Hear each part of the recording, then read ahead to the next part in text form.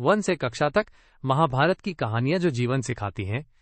नमस्कार प्यारे श्रोताओं, आज हम एक खास सफर पर चलेंगे जहां जंगल की गुफाओं से लेकर आधुनिक स्कूलों की बड़ी बड़ी कक्षाओं तक महाभारत की अमर कथाएं फिर से जीवित हो उठती हैं।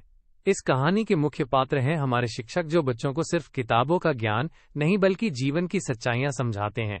बच्चे जो उत्सुकता और जिज्ञासा से भरे हैं और बुजुर्ग जो अनुभव के खजाने हैं और हर कहानी में जान डाल देते हैं। ये कहानी समय के साथ साथ बदलती शिक्षा की परंपरा की है।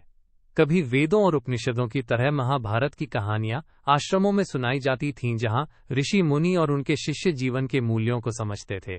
आज वही कहानियां स्कूल की क्लासरूम में नाटकों, बहसों और सामुदायिक परियोजनाओं के जरिए बच्चों के दिलों में उतरती हैं। आप सोच रहे होंगे कि महाभारत जैसे पुराने ग्रंथ का आधुनिक शिक्षा से क्या लेना देना। तो चलिए मैं आपको एक छोटी सी घटना बताता हूं। गांव के एक स्कूल में जहां शिक्षक श्री राजीव काम करते हैं, उन्होंने एक खास प्रोजेक्ट शुरू किया। उन्होंने बच्चों को उम्र के हिसाब से 3 समूहों में बांटा: छोटे बच्चे, किशोर और बड़े छात्र।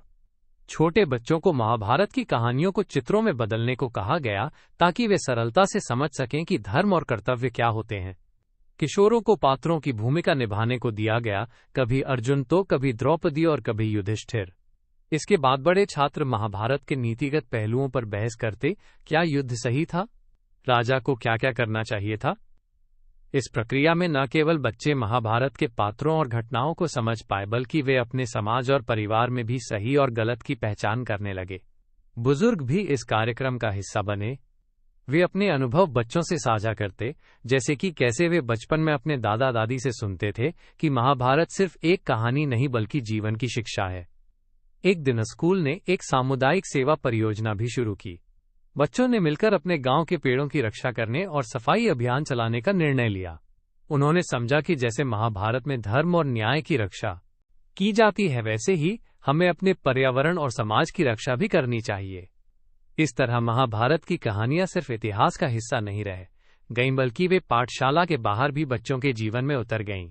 उन्होंने सीखा कि शिक्षा केवल किताबी ज्ञान नहीं बल्कि जीवन के हर पहलू को समझना और उसे अपने कर्मों से सिद्ध करना है।